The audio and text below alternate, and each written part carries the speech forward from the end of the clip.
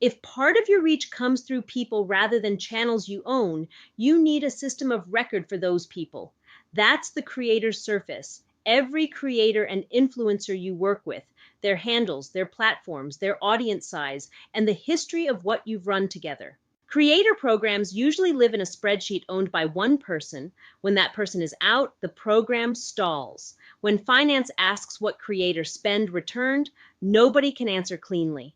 Moving the roster here puts creators next to your campaigns and your attribution, where the question, did this partnership work, has an answer. The roster view shows each creator with status and reach. The combined audience figure at the top totals your whole creator bench. Add creators by hand today. Connectors for Creator IQ and Modash are planned under Settings, Integrations, so an existing roster can sync in rather than be retyped.